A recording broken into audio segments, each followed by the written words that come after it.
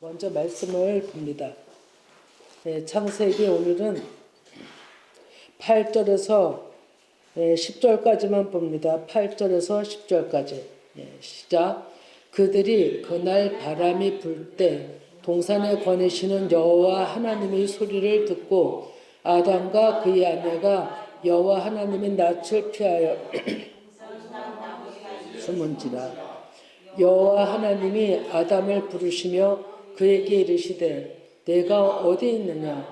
이르되 내가 동산에서 하나님의 소리를 듣고 내가 벗었으므로 두려워하여 숨었나이다. 아멘.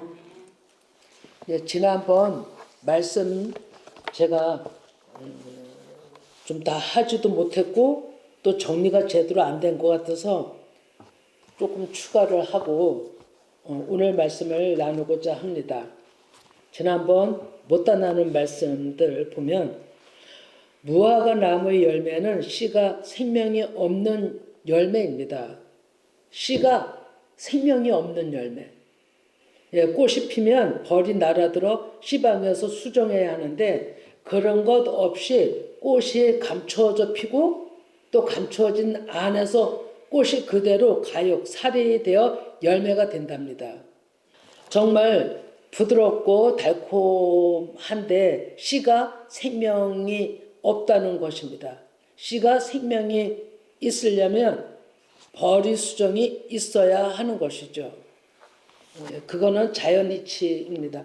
근데 사람도 부부가 잠자를 해야 새 생명인 아기를 태어나듯 우리의 생명도 내 스스로는 만들 수 없는 것이고 아무리 법 없이 산다고 착하다 해도 분명한 것은 예수 그리스도의 생명이 내 안에서 그 생명으로 예수 그리스도를 닮을 수가 없다는 거죠.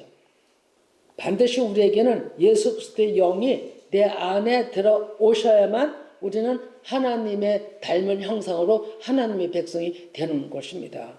그러면 정확하게 본다면 무화과 나무는 씨 가진 열매에 들어갈 수가 없어요. 정확하게 보면. 그런데 왜 하나님은 스가랴 3장 10절에 보면 한번 비춰줘 보시기 바랍니다. 제가 목이 가라앉아서 읽어봅니다. 만군의 여호와가 말하노라. 그날에 너희가 각각 포도나무와 무화과 나무 아래로 서로 초대하리라 하셨느니라. 하나님은 또 이렇게 말씀하셨잖아요. 그러면 서로 반대되는 얘기잖아요. 씨 가진 열매가 아닌데 생명이 없는 열매인데 또 포도나무와 무화과 나무 아래로 그날이 되면 서로 초대한다. 이게 맞지가 않는 얘기잖아요. 그럼 이것이 무엇일까? 지난번에 이걸 적어놓고도 다 얘기를 못했는데 스가랴 3장 8, 9절을 읽어보면 이해가 갑니다. 8, 9절 읽어봅니다. 대지사장 여호수아야 너와 내 앞에 앉은 내 동료들은 내 말을 들을 것이니라. 이들은 예페 사람들아 내가 내 종삭을 나게 하리라. 만군의 여호와가 말하노라. 내가 너 여호수아 앞에 세운 돌을 보라. 한 돌에 7눈이 있느니라. 내가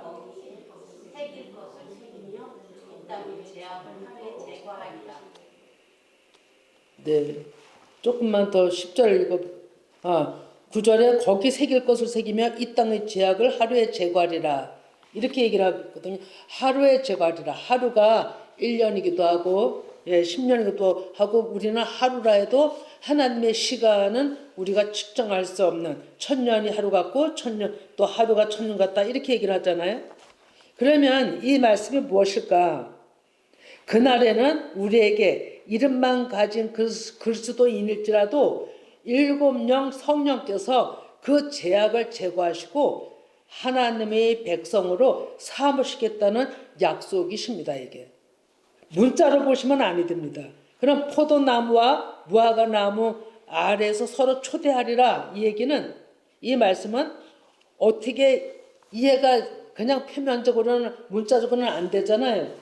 문자적으로도 또 이걸 답변하는 말씀이 있거든요. 마태복음 7장 15, 17을 또 봐주시기 바랍니다. 시작. 거짓 선지자들을 삼가라. 양의 옷을 입고 너에게 나오구나. 속에는 노략질하는 일이라.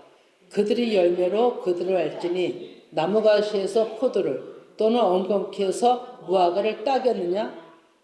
이와 같이 좋은 나무마다 아름다운 열매를 맺고 못된 나무가 나쁜 열매를 맺나니, 예, 좋은 나무가 나쁜 열매를 맺을 수 없고 못된 나무가 아름다운 열매를 맺을 수 없다, 이렇게 얘기를 하죠. 예, 이거는 팥을 심으면 팥이 나고 콩을 심으면 콩이 나는 거지, 어떻게 콩 심은 데서 팥이 나겠냐, 이런 얘기가 같은 얘기거든요, 이 말씀은. 그러면 스가랴 3장 10절을 하고는 완전히 다 입에 대는 말씀이잖아요. 이게 아닌 거잖아요. 예, 그런데 15절을 보면 거짓 선지자는 선악을 알게 하는 자들로 하나님을 믿는다고 하지만 그 속에는 해치는 자기의 욕심들이 있고 탐심이 있고 이름만 그리스도인이라는 거죠. 그런데 이거를 스가랴 3장 10절과 대비해 보면 반대로 나오잖아요. 그것을 하나님은 무화과 나무와 포도나무를 하나로 말씀하신 거예요. 에서와 야곱을 우리가 하나로 봐야 된다, 이렇게 얘기했죠. 똑같은 이치예요, 이게. 똑같은 이치, 똑같은 패턴이라 이거죠. 그러면 내 안에서 먼저 그 무화과는 육을 상징하는 겁니다. 율법 아래 있는 걸 상징하는 얘기를 하는 거거든요. 그러면 내 안에 육에서 영으로 변화되는 그림인 거예요. 말씀인 거예요. 또 그러니까 영이 육을 이겨서 하나 된 자들. 그래서 무화과 나무와 포도나무가 서로 초대한다라는 하나님의 구원의 패턴인 거예요. 우리가 이것을 이렇게 이해를 해야 되는 거죠. 각각으로 보지 말고 점진해서 변화되는 나 한 사람으로 패턴을 보시면 되는 겁니다. 그러니까 이게 이해가 되더라고요. 아, 하나님이 이런 말씀을 하셨구나. 예, 우리가 지금 에덴에서 아담과 여자와 나하시 뱀 이런 모든 걸 나 한 사람으로 보듯이 모세와 여호수아를 하나의 묶음으로 한 사람의 패턴으로 보듯이 다윗과 솔로몬을 또 패턴을 보듯이 우리 이것을 무화과 나무와 포도나무를 다 하나로 한 패턴으로 봐야 된다는 거죠. 우리는 이거를 분리해서 나쁘다 좋다 이렇게 말을 할 수가 있지만 하나님은 육에서 영으로 이끌어서 하나님의 영을 주셔서 하나님의 사람으로 만드는 것이 구원이고 나의 사랑이야. 그들을 위해서 나는 일하러 왔고 나는 죽으러 온 자야. 이렇게 얘기를 한다는 겁니다. 이 결론이 그런 거예요. 예, 이해가 가시는지 모르겠어요. 이렇게 해야만 이 말씀이 이제 이해가 되고 그렇게 깨달아졌습니다. 그리고 또 하나는 누가복음 13장인데요. 13장에 보면 18이라는 말씀이 3번이 나옵니다. 18. 지난번에 이제 얘기를 하다가 조금 더 얘기를 할 부분이 있어서 18. 누가복음 13장에 1절서부터 보면 3번이 4절 나오고 11절 나오고 16절이 나옵니다. 그러면 18은 그날도 얘기했지만 억압된 기간의 의미라 했습니다. 숫자 의미가 아닙니다. 억압된 기간의 의미고 18은 억압된 기간이 회복되는 전환점 의미를 가지고 있고 또 꼬부라진 여자가 예수님께 고침받은 것은 예수님 때에 예수님을 만남으로 타이밍이 하나님 때에 딱 맞은 겁니다. 그래서 안식일에 그 여자가 예수님을 만남으로 고침을 받게 된 것이고 그것은 안식일에 그 여자 18해 동안 꼬부라졌던 그 여자를 고친 것은 넓은 의미로는 이스라엘 나라의 영적 상태 그 당시로는 로마의 속국이 돼 있었고 또 아수르나 바벨론이나 그리스나 헬라 이런 문화에 다 속해져 있던 억압된 이스라엘을 얘기를 하는 겁니다. 그 이스라엘 얘기 뜻을 그 의미가 담겨 있는 것이고 18이라는 억압에서 이 여자를 푼 것처럼 내가 이제 이스라엘을 회복시킬 거야 이런 얘기시죠. 그러면 우리 이스라엘을 표면적인 이스라엘로 보면 아니 됩니다. 이것도 표면적인 이스라엘로 보지 말고 영적인 이스라엘로 봐야 되는 겁니다.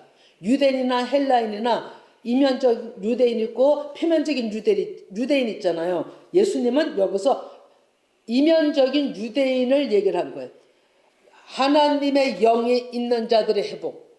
예, 그런 자들이 얽매 있다가 풀려나는 그런 자들이 이제 이스라엘이 회복이 되는 의미를 얘기하고 있는 것이 18이라는 의미를 뜻한다라고 다시금 얘기를 하는 겁니다. 자, 그러면 오늘 말씀에 이제 들어갑니다. 예, 찬찬히 한번 얘기를 해보겠습니다. 그들이, 예, 8절에서 10절까지죠. 그들이 그날 바람이 불 때, 이렇게 하면 우리는 어떤 생각을 할까요? 예, 성경적으로도 여러 가지 바람에 대한 일들이 많죠. 그리고 우리가 그냥 봐도 바람이 불 때 거니신다는 얘기가 나오거든요. 하나님이. 그러면은 자유롭고 평화로운 뜻을 생각할 수 있을까요?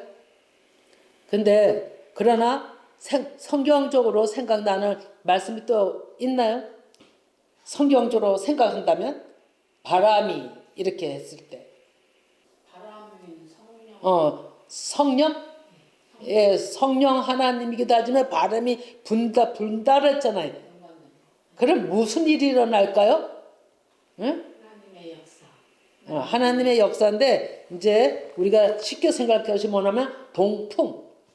예, 바람으로 홍해가 갈라졌고 또 뭐가 갈라졌? 어떤 바다가 또 갈라졌죠. 바람으로 홍해가 갈라졌고 또한 강이 갈라졌죠. 요단강이 갈라진 거예요. 다 그게 바람이 불어, 동풍이 불어, 성령의 역사로 그게 다 갈라진 거잖아요. 그런 걸 의미하죠, 성경적으로는. 우리는 이런 동풍이 불므로, 바람이 불므로 이스라엘 백성들이 두 번이나, 예, 1차적으로 홍해를 건너고 두 번째 요단은 오순절의 역사라 그러잖아요. 이런 사건을 통해서 가나안 땅으로 들어가는 역사를 알고 있습니다. 그러면 오늘의 창세기 3장 8절은 그날 바람이 불 때는 그 히브리어로 욤 루하우 이렇게 되어 있습니다. 그 히브리어 이 말씀을 보면 그러면 이것은 히브리어는 우리와 다릅니다. 예, 지금 성경에 얘기하는 홍해 이런 건 다 같은 것이고, 예, 한글 개혁에서는 날이 서늘할 때라고 기록이 되어 있더라고요. 근데 욤은 하나님의 임재하심의 시간이고, 욤 하면 루하우 하나님의 영이 내 안에 오셔서 일하시고 계시다는 말씀이에요. 내 안에서 지금. 그러면 우리 지금 하면 오늘 얘기하잖아요. 욤 하나님이 임하셔서 일하는 그 순간들을 또 오늘이라고도 성경에서는 말씀합니다. 오늘. 그럼 오늘은 우리 24시간을 또 얘기하죠. 표면적으로는 얘기를 하잖아요. 그러나 영적으로는 하나님이 지금 일하시는 시간을 얘기를 하는 거예요. 시간대를. 그래서 오늘이란 히브리어가 욤이에요. 그러면 욤이라는 말자가 말씀에 많이 쓰였거든요. 그런데 한 가지 찾아보면 창세기 4장 14절 봅니다. 예, 같이 읽어봅니다. 주께서 오늘 이 지면에서 나를 쫓아내시온 즉 내가 죄 낯을 배웁지 못하리니 내가 땅에서 피하며 유리하는 자가 될지라 물은 나를 만나는 자마다 나를 죽이겠나이다. 아멘. 예, 여기에 오늘이 뭐예요? 오늘이라고 한 데가 욤이에요. 욤. 히브리어로 욤. 그래서 우리는 성경에 오늘 하면 하나님이 일하는 시간대구나. 24시간은 표면적인 거고 영적으로는 하나님이 나한테 지금 또 교회에 지금 지각하는 대로 일하는 때라는 것을 생각하시면 되는 겁니다. 이것은 가인이 힘들어서 정말로 너무 괴로워 고통 가운데 있을 때 회개하는 장면 있잖아요. 그러면 욤은 오늘이라는 개념은 지금 얘기한 대로 24시간만 의미하는 게 아니라 영적으로는 하나님의 일하심.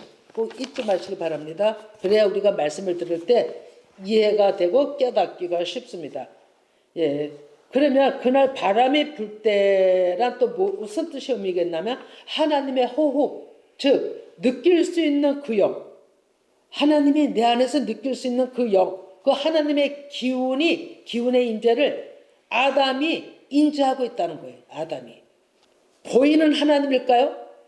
아담한테 보였을까요? 뭐가? 아니에요. 아무나 느끼고 있는 거예요. 임재하고 있는 걸 인지하고 있는 거예요. 동산이란 지난번에도 다 얘기했지만 울타리가 쳐졌다 그랬어요. 울타리가 쳐진 거기고 그 안에 오셨다 그랬어요. 그 안을 통치하시는 거예요. 그러면 사실은 정원이 어딜까요? 사실은 실제는 정원이요? 예, 정원. 에덴 동산. 에덴 동산인데 정원이 에덴 동산인데 울타리가 있다 그랬어. 울타리. 보호막이 있어요. 그런데 상황적으로는 물리적으로는 울타리 쳐진 곳이고 그 안에 오셨다 그랬어요. 에덴이에요. 근데 실제 본질은 우리가 잠깐만 무슨 동산 생각을 해서 그냥 산에 울타리 쳐진 이런 걸 생각했지 실제 본질은 아담 마음 아닌 거예요. 실제 본질은 우리가 뭐예요? 하나님의 성전이잖아요. 사람의 성전이라 했잖아요. 그러니까 실제 본질은 아담 안에 임하신 걸 아담이 인지하는 거예요. 여자한테 임했다면 아담은 인지를 못하죠. 근데 내 안에 오셨기 때문에 내가 인지하는 거예요. 지각하는 거예요. 그러면 아담 안에서 아담과 함께 할라크가 나오거든요. 건일다라고 얘기를 하고 있거든요. 그러면 아담과 함께 할라크는 거느시고 계셨던 거예요. 함께 하고 계셨던 거예요. 처음부터 하나님이 함께 하셨다는 것입니다. 하나님이 숨결을 느끼고 예리하게 직감하고 소리를 들었다고 하죠, 아담이. 근데 그것은 그게 사마잖아요, 듣는다는 것은. 근데 그것을 그 소리를 듣다라고 하지만 마음에서 하나님의 부르시는 음성을 듣고 숨은 곳이 동산 나무 사이인 거예요. 동산 나무 사이. 제 얘기를 좀 잘 들으셔야 됩니다. 천천히 얘기를 해볼게요. 빨리 얘기하지 않고. 동산 나무 사이도 중요합니다. 그러면 동산 나무 사이에 숨었다는 것은 동산 나무 안에도 아니고 동산 안에는 생명가도 있다 그랬고 마음대로 먹어라. 그리고 금지한 선악을 알게 하는 나무도 있다 그랬어요. 그런데 이제 숨었다는 것은 여기는 뭐 나무 사이라고 그랬죠. 어떤 나무라고 하진 않지만 숨었다는 그 사이에 숨었다는 것은 어떤 걸 표현할까요? 사이에. 응? 사이에 숨었다는 것은.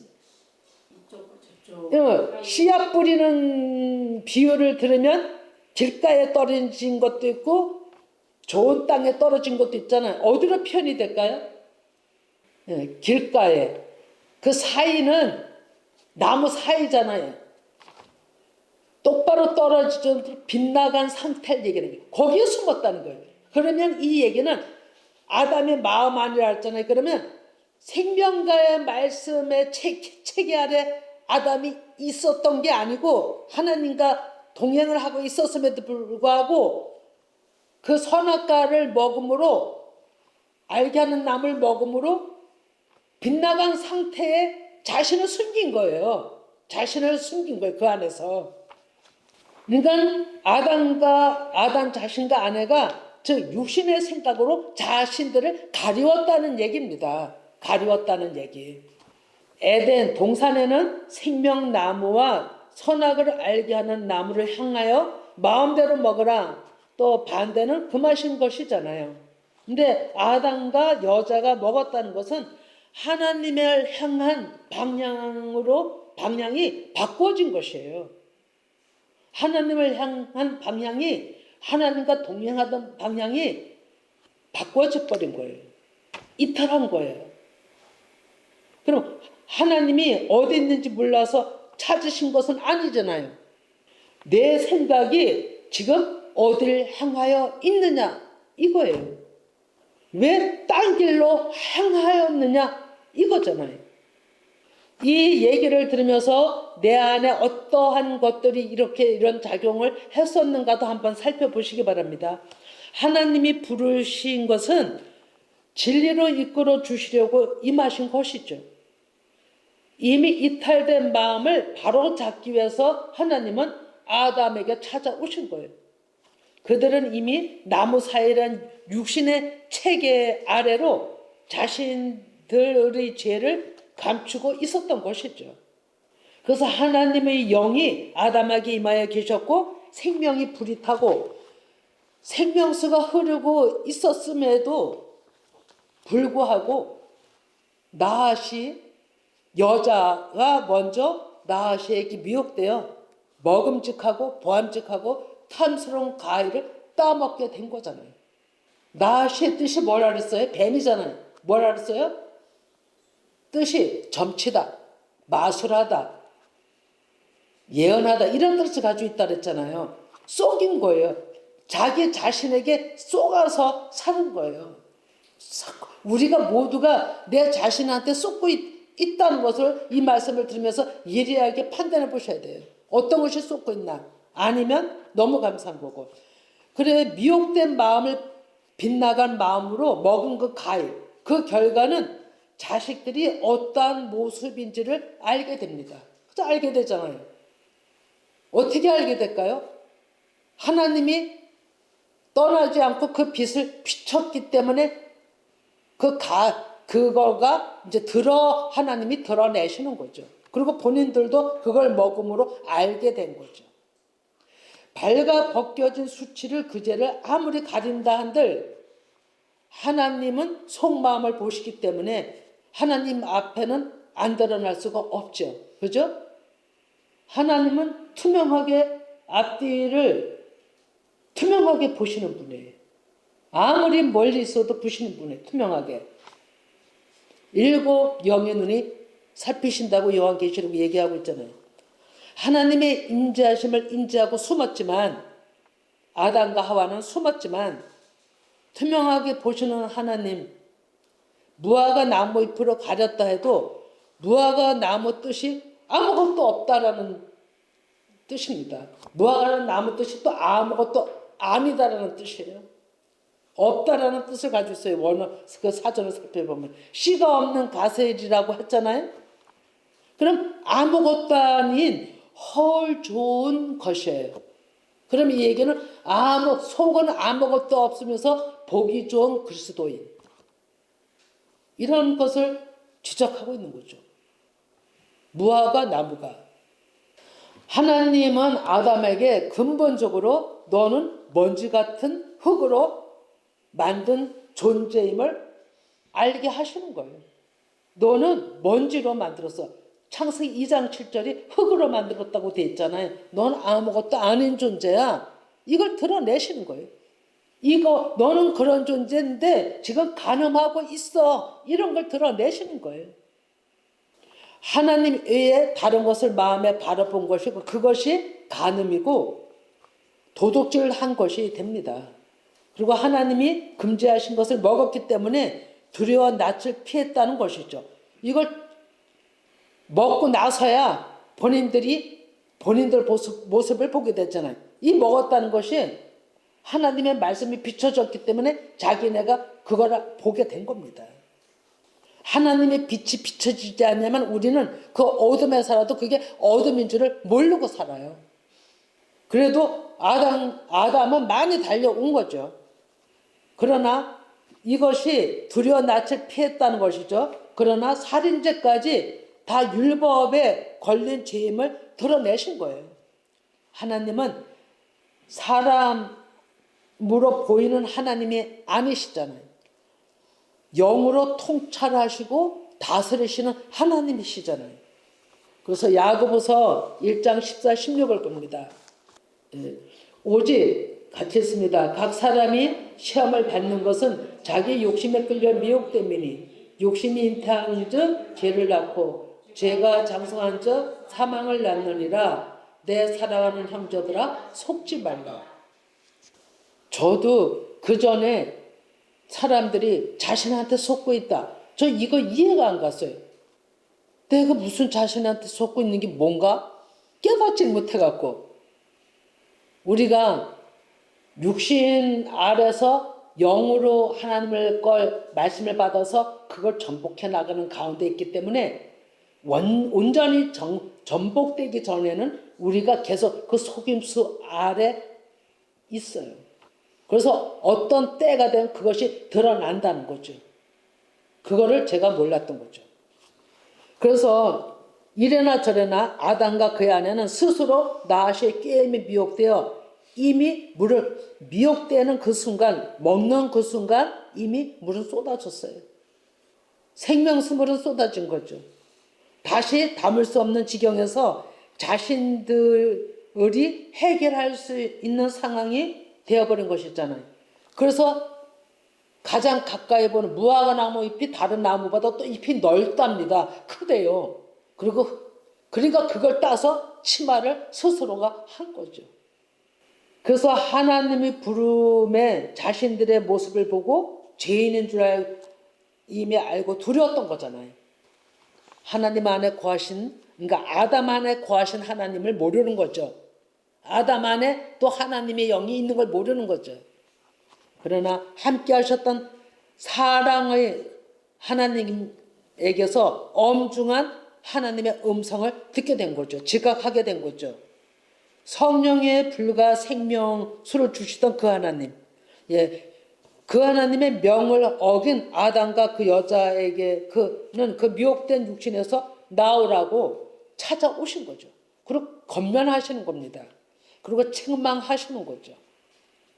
이 명하시고 찾아오신 그 뜻은 하나님께서 무슨 뜻이냐면 내가 해결해 줄게. 이미 잘못 갔어. 너희들은 스스로 해결할 수 없는 길로 이미 선을 넘었어. 그래서 너희들은 할 수 없어. 내가 해결해 줄게. 이런 얘기입니다.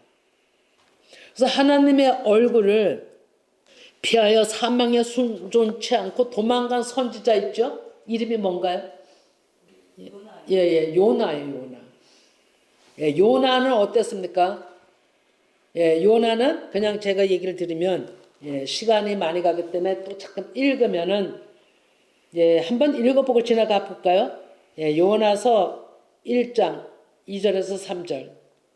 너는 일어나 저 큰 성읍 너희로 가서 그것을 향하여 외치라. 그 악독이 내 앞에 상달되었음이라 하시니라. 그러나 요나가 여호와의 얼굴을 피하려고 일어나 다시스로 도망하려 하여 욥바로 내려갔더니 마치 다시스로 가는 배를 만나지라. 여호와의 얼굴을 피하여 그들과 함께 다시스로 가려고 배삭을 주고 배에 올랐더라. 아멘. 하나님의 명령은 느헤 성에 가서, 느헤가 아수르 수도잖아요. 원수의 나라예요. 근데 거기 가서 복음을 외치라 이러니까 그 악독이 내 앞에 이제 상달됐다. 복음을 외치라. 심판이 가까웠다는 얘기잖아요. 그래서 가서 복음을 전하라 했어요. 그랬더니 요나가 하나님의 얼굴을 피하려고 일어나 다시스로 도망했다는 것은요. 자기가 하나님의 얼굴을 도망해서 하나님 앞을 도망해서 다시스로 갔다는 건 무화과 나무 잎을 가리고 자기를 가리고 도망한 거예요. 가렸다는 것과 같은 거예요. 그러나 또 마침 다시스로 가는 배가 있잖아요. 그래 올라탔어요. 무화과 나무 잎을 가리고 올라탔어요. 어떻게 됩니까? 들통이 나잖아요. 그죠? 그것과 똑같은 패턴의 맥락을 가지고 있는 겁니다. 그러면 다시 이제 본문으로 들어와서 이미 아담은 여자를 사랑하기에 지난주에 말씀했죠. 그 여자 준 열매를 먹은 그 자체가 하나님의 관계에 불수종을 하게 되었고 돌이킬 수 없는 죄악의 장벽이 되어버렸잖아요. 그 사랑하기 때문에 여자를. 율법 아래 오신 그것은 율법 아래 오신 예수님. 율법에 갇힌 자들을 살리시기 위해서 오신 예수님의 마음과 같다는 거죠. 연약한 여자가 원하는 것은 보기 좋고 탐스러운 것에 마음이 다 빼앗겨 먹어버린 어린 상태잖아요. 그 일로 하나님께 엄청난 아픔과 고통을 하나님께 드린 거죠. 하나님은 그것 때문에 얼마나 고통스러워하고 힘들어 하셨겠어요. 그 마음을 빼앗겨서 다른 데 빼앗겨버린 그 사랑하는 자들을 보고 내 자식이 이것은 내 자식이 엄마 아버지를 하지 않고 다른 사람한테 가서 엄마 아버지 하는 것과 똑같고요. 나한테 있는 남편을 놔두고 다른 남편을 좋다고 가서 입 맞추는 거하고 똑같은 거예요. 그러면 그 본 남편은 또 그 본 아버지는 얼마나 마음이 아프겠어요. 이런 거예요.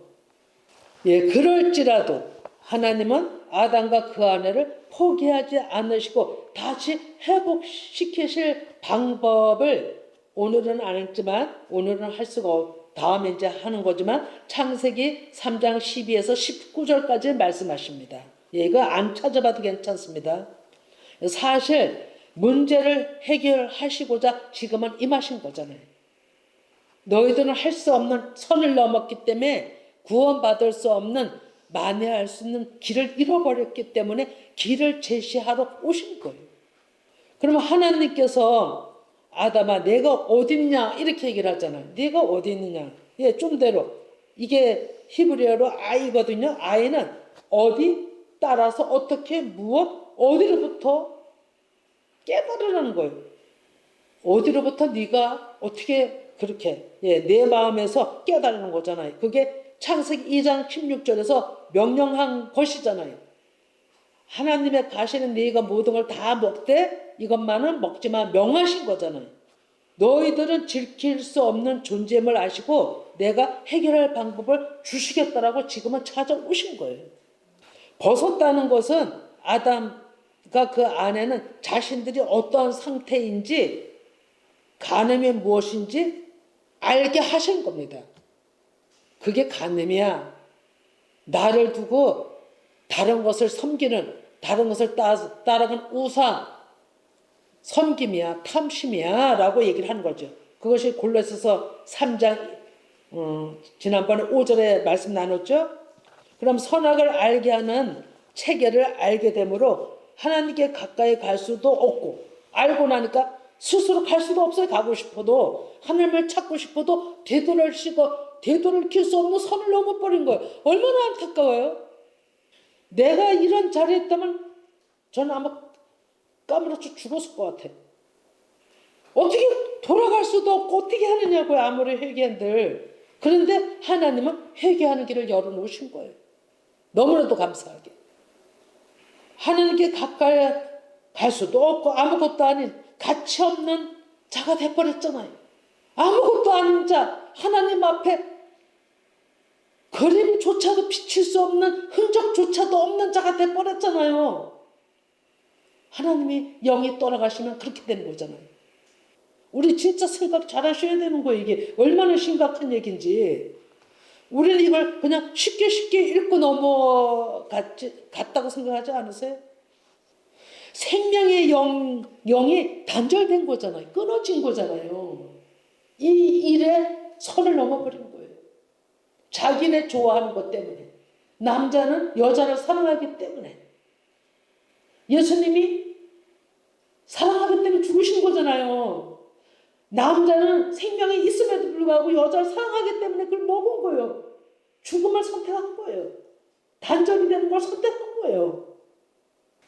더 심각한 것은 진짜 사전적으로도 내가 어디 있느냐 이게 아이의 어원이 아인이더라고요. 아인인데 뜻은 하나님 앞에서 내가 존재하지 않는 죽은 자가 되었다는 뜻이에요. 진짜로 이 히브리어 단어의 뜻이 이거 얼마나 이게 막막한 일입니까? 이 제약이 빗나간 것이 아담과 그의 아내가 이런 결과를 알고 행하였을까요?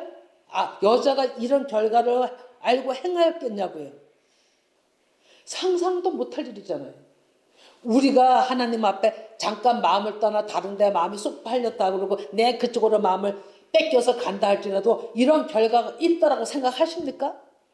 안 해요. 못한다니까요. 이게 남의 일이 아니에요. 하나님은 아담과 여자에게 구원의 과정이 무엇인지 알게 하시는 뜻 안에 있었다고 보는 것이죠. 하나님밖에 그 길이 없는 거예요. 다시 생명을 돌이키게 할 수 있는 길이 하나님밖에 없다는 것을 지금 지적하는 거예요. 얘기를 하는 거예요. 그래서 찾아오신 거예요. 이 모든 것이 아담 여자의 일이 곧 나의 일임을 아셔야 되는 겁니다. 그래서 정신 바짝 차려야 돼요. 영으로.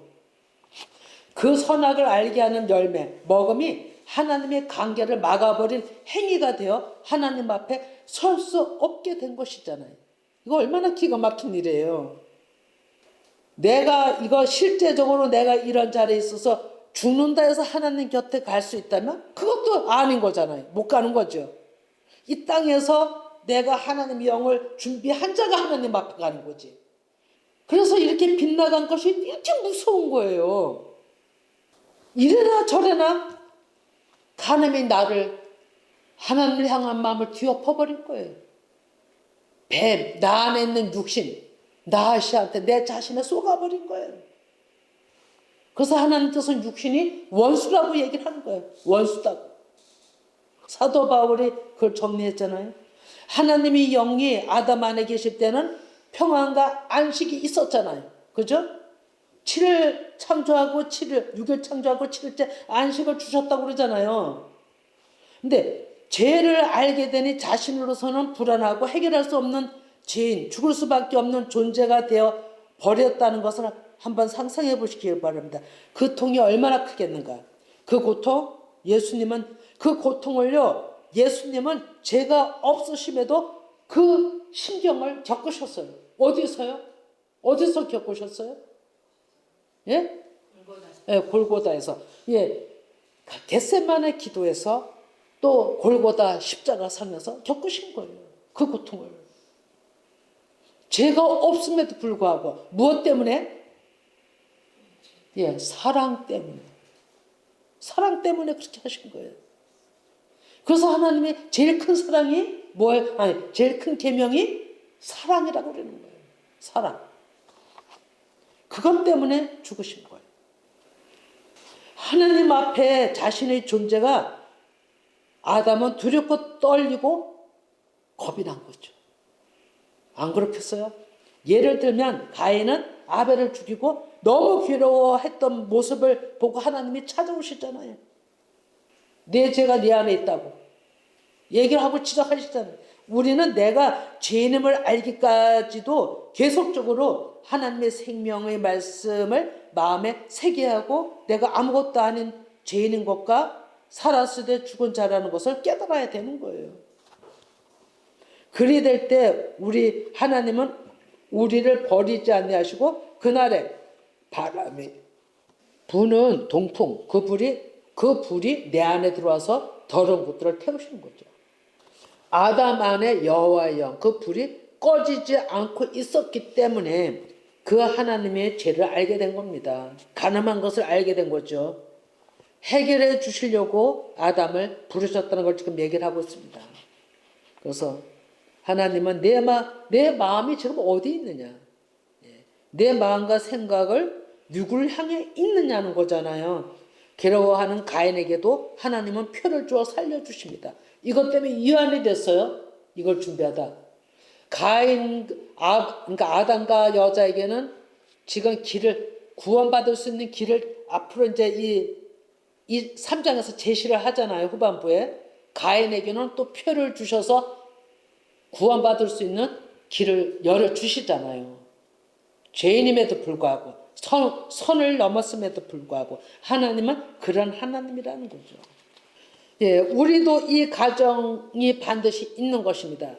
그냥 고난 없이 내가 나의 죽음이라는 심판이 없이는 주님 아버지 앞에 갈 수가 없는 게 구원의 길이에요. 우리에게도 이런 길이 있다는 것을 생각을 하셔야 됩니다.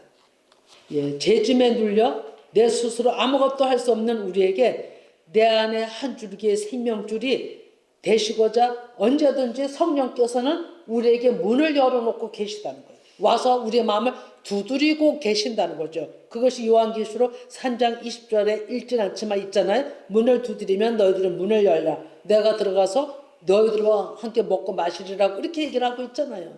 네. 예, 아담과 여자와 가인 보면서 정말로 소망이 됐다는 것을 얘기를 합니다. 우리의 삶의 힘듦, 막힌 모든 것까지도 하나님께만 성경 말씀 안에 그 말씀을 믿을 때 해결자가 하나님이세요. 예수 그리스도세요. 우리 삶의 가운데서도 저는 그걸 지금 계속 느끼고 있습니다. 지각하고 있는 거죠. 아담과 그 아내처럼 심판이 먼저 있는 것이 우리의 가정이구나. 이게 큰 은혜. 이걸 반드시 우리는 거쳐야 되니까요. 요한복음 16장 8절을 읽어봅니다. 요한복음 16장 8절. 지금 주일날 오후 말씀인데 심판에 대하여 언제 할 차례 지금 계속 밀려나가고 있나요? 세상을 책망하시라는데 읽어봅니다. 그가 와서 죄에 대하여 의에 대하여 심판에 대하여 세상을 책망하시리라. 그가 누구예요? 성령 하나님.